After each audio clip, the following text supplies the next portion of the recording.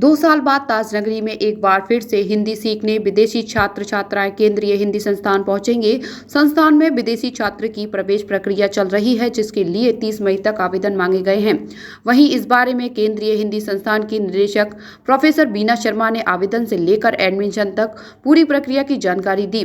Corona काल में विदेशी छात्राओं की कक्षाएं ऑनलाइन संचालित हुई थी, लेकिन अब स्थिति सामान्य है, जिसके चलते एक बार फिर केंद्रीय हिंदी संस्थान में ऑफलाइन क्लासेस लगेंगी। केंद्रीय हिंदी संस्थान की निदेशक प्रोफेसर बीना शर्मा ने बताया कि इस बार हिंदी सीखने वाले स्टूडेंट के श्रीलंका, चीन, उज्बेकिस्तान, दक्षिण Korea, Kazakhstan, Tajikistan, Sweden, Mongolia, Slovak, Thailand, Nigeria, Chad, Romania, रूस, त्रिनिडाद व टोबैगो आदि देशों से आवेदन प्राप्त हुए हैं। वही आवेदन प्रक्रिया के बारे में बताते हुए कहा कि पहले संस्थान की तरफ से यूनाइटेड नेशन के 151 देशों के भारतीय दूतावासों के पास आमंत्रण भेजा जाता है। संस्थान में संचालित पाठ्यक्रमों की जानकारी दी जाती है। भारतीय दूतावास उस देश के उन विश्वविद्यालयों के पास सूचना भेजते हैं जहां हिंदी या एशियाई भाषाएं सिखाई जाती हैं। विदेशी छात्र अपने देश के दूतावासों में आवेदन करते हैं, जहां वे संस्थान पहुंचते हैं। संस्थान द्वारा एक कमेटी बनाई जाती है, आवेदन रखे जाते हैं, जिसके बाद हर आवेदन की जाँच होती है। 18 से कम व 35 से ज्यादा उम्र वाले छात्रों को प्रवेश नहीं दिया जाता है। संस्थान की तरफ से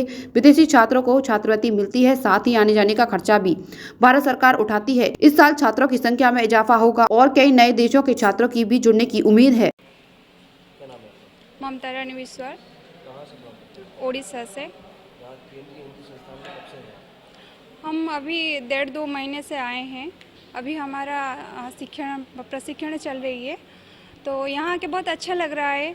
टीचिंग प्रैक्टिस चल रही है। कोरोना की वजह से हम 1.5 साल से घर में रुके थे, तो यहाँ के अच्छा लग रहा है। हमारा हिंदी मार्जित हो रही है। पहले हिंदी तो हम बोल लेते थे, लेकिन थोड़ा बहुत गलतियाँ निकल रही थी। यहाँ के थोड़ा चेंजेस भी होने लगा है। अभी लंबे अंतराल के बाद ऑफलाइन क्लासेस चालू हुई है, क्या कुछ कहना चाहेंगे आप? किस तरीके से? हाँ, कोरोना के बाद अभी जो क्लासेस चल रही है, अच्छा लग रहा है। कई सारे राज्यों के बच्चों से मिल पा रहे हैं और कई सारे लोगों के बच्चों की भाषा को भी हम अध्ययन कर रहे हैं, तो इसलिए बहुत बेहतर फील हो रहा है। आगे लोगों के लिए क्या कहना चाहेंगे जो लोग आके यहाँ पे हिंदी सीखना चाहते हैं? मैं कहना चाहूँगी कि हिंदी हमारी राजभाषा है, तो राजभाषा कैसे आगे बढ़े, सबके पास पहुँचे, लोग कैसे आग्रही रहें राजभाषा को ग्रहण करने के लिए।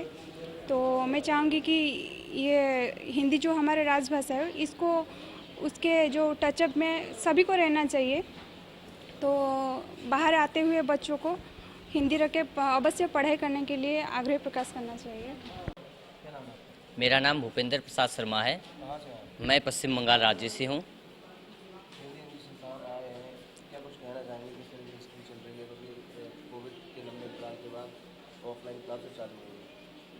मैं तो यह कहना चाहूँगा कि मैं केंद्रीय हिंदी संस्थान में सबसे पहले प्रवेश लिया। लंबे अंतराल से 1.5 साल तक हम ऑनलाइन पढ़ते रहे। अभी मौका मिला है, 2 महीने हो गए हैं हम यहाँ आगरा आए हुए केंद्रीय हिंदी संस्थान में। हमें ऑफलाइन परीक्षाएं हमारी टीचिंग प्रैक्टिस के रूप में चल रही हैं और कक्षाएं हो रही हैं। हमें बहुत अच्छा लग रहा है, क्योंकि मुझे यहाँ आकर सबसे पहला विश्वास और अनुभव ये हुआ कि ये मिनी इंडिया के रूप में हम इसे देख सकते हैं, क्योंकि बहुत सारे राज्य के लोग यहाँ आए हैं, बहुत सारे लोगों की अलग अलग मातृभाषाएं हैं, लेकिन हमें एक साथ जोड़ने का काम हिंदी कर रही है। एक राजभाषा होने के नाते यह सभी लोगों को जोड़ रही है। जैसे हमारे सभी मित्र हैं, अलग अलग राज्य से हैं और अलग अलग भाषाएँ बोलते हैं, लेकिन जब भी हम एक दूसरे से बात करते हैं हिंदी में करते हैं। और हम चाहते हैं कि हिंदी भाषा को और समृद्ध किया जाए, और यह संस्थान अच्छी तरीके से हमें हिंदी बोलना और सिखाना और कैसे हमें हिंदी को प्रोत्साहित करना चाहिए, इसके बारे में हमें सिखा रही हैं।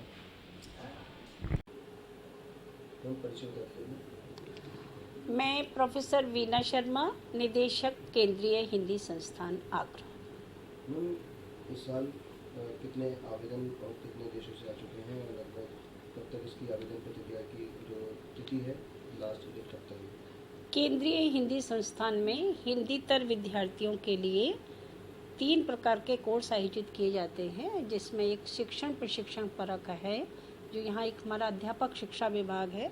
उसके अंतर्गत एमएड, बीएड और डीएलएड स्तरीय निष्णात, पारंगत और प्रवीण 3 प्रकार के कोर्स चलते हैं। एनसीटी के द्वारा 1 यूनिट यानी 50 छात्रों की संख्या हमारे लिए स्वीकृत है।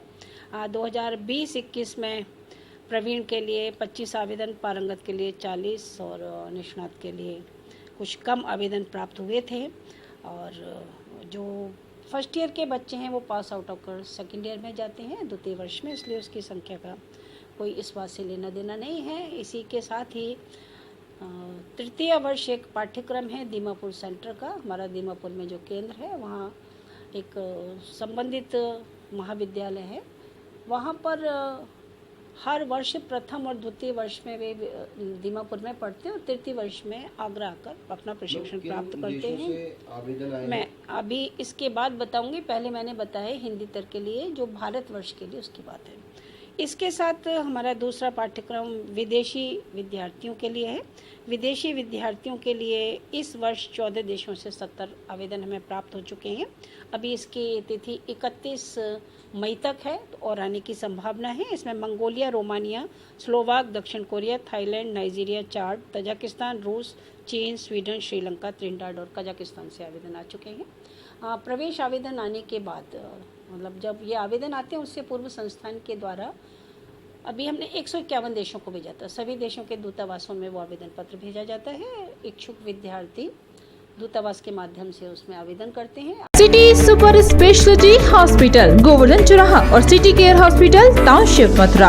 अब सुपर स्पेशलिटी सुविधाओं के लिए दिल्ली एनसीआर और आगरा जाने की जरूरत नहीं। Cardiology, neuro surgery, medicine, ortho gastro surgery, plastic surgery, critical care and pain management जैसी सभी सुविधाएं अब एक ही छत के नीचे।